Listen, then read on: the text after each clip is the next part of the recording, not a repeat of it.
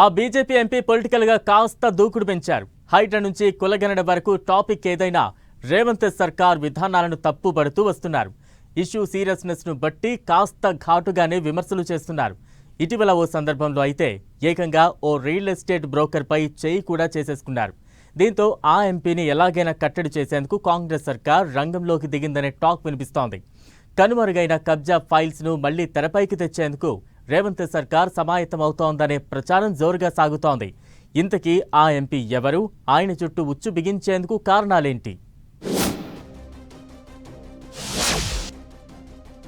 MP Etela Rajender పై మరోసారి భూ కబ్జా విమర్శలు. ఈటెల భూములపై విచారణ చేపడతామంటున్న కొండా సురేఖ. 4 ఏళ్ల కిందటి కహాని ఇప్పుడెందుకు తెర మీదకు వచ్చినట్లు? ఈటెల రాజేందర్ తెలంగాణ పాలిటిక్స్ లో కొన్నాళ్లుగా లైమ్ లైట్ లో ఉంటూ వస్తున్న పేరు. లేటెస్ట్ గా ఆయన బీజేపీ అధ్యక్ష రేసులో ముందున్నారన్న ప్రచారం జరుగుతోంది. సేమ్ టైం అటు కాంగ్రెస్ సర్కారు విధానాలపై దూకుడుగా స్పందిస్తున్నారు ఈటెల రాజేందర్. సరిగ్గా ఇదే టైంలో బ్లాస్టింగ్ న్యూస్ చెప్పేశారు మంత్రి కొండా సురేఖ. ఈటెల భూ కబ్జాల వ్యవహారంపై తొందరలోనే విచారణ ప్రారంభిస్తామంటూ తేల్చి చెప్పారామె. బీఆర్ఎస్ హయాంలో దేవాదాయ శాఖ భూములు కబ్జాకు గురయ్యాయని, అందులో గత ప్రభుత్వంలో ఉన్న నేతలు ఎక్కువ మంది ఉన్నట్లు తమకు సమాచారం ఉందంటున్నారు కొండా సురేఖ. ఈ క్రమంలోనే మల్కాజ్గిరి ఎంపీ ఈటెల రాజేందర్ పై త్వరలో విచారణ జరగబోతోందంటూ కుండబద్దలు కొట్టేశారామె.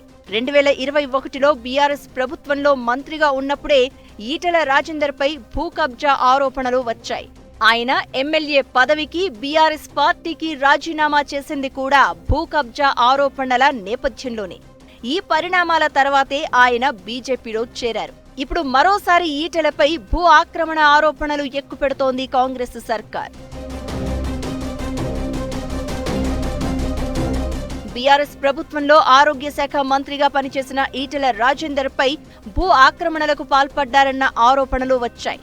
మేడ్చల్ జిల్లా శామీర్పేట మండలంలో ఉన్న దేవరయాంచల్ గ్రామంలో సీతారామస్వామి ఆలయానికి చెందిన భూములను ఈటెల ఆక్రమించారని అలిగేషన్స్ వచ్చాయి. గత బీఆర్ఎస్ సర్కార్ ఓ కమిటీని వేసి విచారణకు కూడా ఆదేశించింది.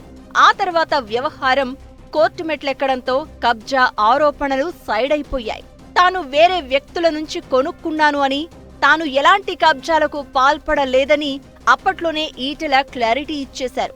అయినా ఇప్పుడు మరోసారి దేవాదాయ భూముల కబ్జాపై విచారణ అంటూ మంత్రి సురేఖ ఇచ్చిన స్టేట్మెంట్ చర్చనీయాంశంగా మారింది. అయితే మంత్రి సురేఖ స్టేట్మెంట్ పై ఈటెల రాజేందర్ ఇప్పటివరకు ఎక్కడా స్పందించలేదు.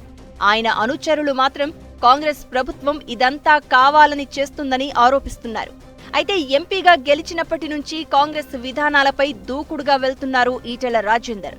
ఎప్పటికప్పుడు ప్రభుత్వ వైఖరిని తప్పుపడుతూ వస్తున్నారు. హైడ్రా విషయంలో మిగతా ప్రతిపక్ష నేతల కంటే ముందే ఈటెల రియాక్ట్ అయ్యారు. పేదల ఇళ్లు కూలిస్తే ఊరుకునేది లేదని ప్రభుత్వాన్ని హెచ్చరించారు. ప్రభుత్వ పథకాల అమలు తీరుపై కూడా విమర్శలు గుప్పిస్తూ వస్తున్నారు. లేటెస్ట్ గా కుల గణన జరిగిన తీరును కూడా ఈటెల తప్పుపట్టారు.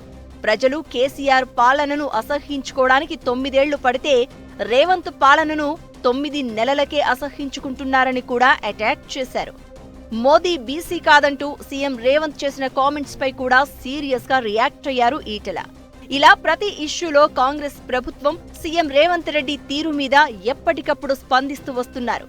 తనదైన స్టైల్లో ఈటెల రేవంత్ సర్కారును విమర్శిస్తూ ఉండడం వల్లే భూ కబ్జా ఆరోపణలను మళ్లీ తెర మీదకు తెస్తున్నారు అంటున్నారు ఆయన అనుచరులు. తమ నాయకుడు రేవంత్ ప్రభుత్వ విధానాలపై బలంగా వాయిస్ వినిపిస్తున్నందువల్లే భూ ఆక్రమణల చర్చను కొత్తగా తెరపైకి తెస్తున్నారంటూ మండిపడుతున్నారు. ఈ బెదిరింపులకు భయపడేదే లేదంటూ తేల్చి చెప్తున్నారు. అయితే ఈటెల దేవాదాయ భూములను కబ్జా చేసినట్లు రేవంత్ సర్కార్ నిర్ధారణకు వచ్చింది అంటున్నారు కాంగ్రెస్ నేతలు.